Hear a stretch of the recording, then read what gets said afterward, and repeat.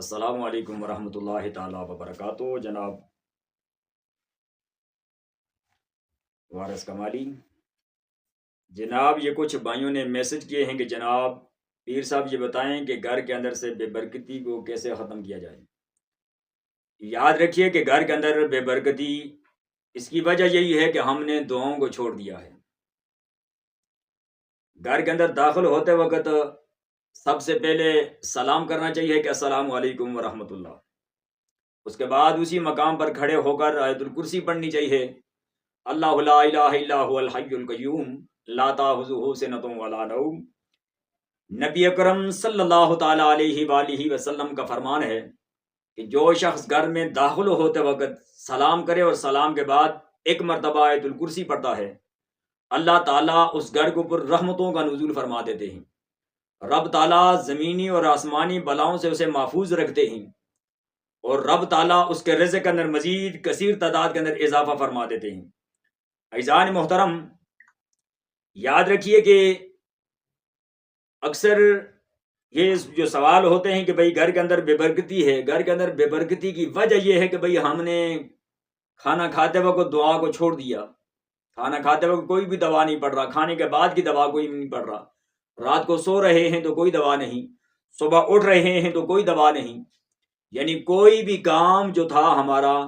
وہ شریعت کے ساتھ نہیں بلکہ شریعت کے خلاف ہوتا جا رہا ہے۔ تو پھر ظاہری سی بات ہے کہ بھئی طرح طرح کی پریشانیاں، طرح طرح کی مصیبتیں، یہ چیز تو ہونی تھی ہمارے ساتھ۔ یاد رکھیے کہ نبی اکرم صلی اللہ تعالی علیہ وآلہ وسلم نے فرمایا، صحابہ اپنے گھروں کو قبرستان نہ بنانا بلکہ اپنے گھروں کے اندر نوافل کا انتظام کرتے رہنا، اور جس گھر کے اندر نوافل کا انتظام کیا جاتا ہے، یعنی مرد بھی نفل ادا کر رہے ہیں اور خواتین حضرات بھی نوافل ادا کر رہی ہیں، تو جس گھر کے اندر نفل پڑھے جاتے ہیں اس گھر کے اندر تو بے برکتی ہو ہی نہیں سکتی۔ جس گھر کے اندر نماز پڑھی جاتی ہے، قرآن پڑھا جاتا ہے، اس گھر کے اندر بے برکتی نہیں بلکہ رب کی رحمتیں ہوتی ہیں، رب کی کرم نوازی ہوتی ہے، اللہ تعالیٰ کی مہربانیاں ہوتی ہیں کہ جس گھر کے اندر رب کا کلام پڑھا جاتا ہے۔ اور ہم نے تو قرآن کو تو ٹائم دیتے ہی نہیں، ہمارے پاس اتنا وقت ہوتا ہی نہیں ہے، تو بس کوشش کرتے ہیں کہ بھئی صبح اٹھے اور فوری طور پر جاب کے اوپر نکل گئے،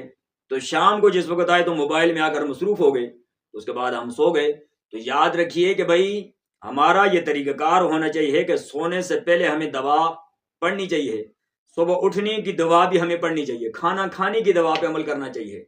تو اس طریقے سے جب ہم کریں گے تو انشاءاللہ گھر سے ٹینشن، پریشانی، ناچاکیاں، بیماریاں، یہ جتنے بھی معاملات ہیں اللہ کے فضل و کرم سے یہ ختم ہو جائیں گے۔ تو کوشش کیا کریں کہ شریعت مطہرہ کے اوپر چل کر اپنی زندگی بسر کریں۔ اگر کہ چینل پہ دیکھ رہے ہو تو سبسکرائب کر دو، اگر کہ فیس بک کے اوپر ہو تو فالو کر دو۔ وما علینا الا البلاغ۔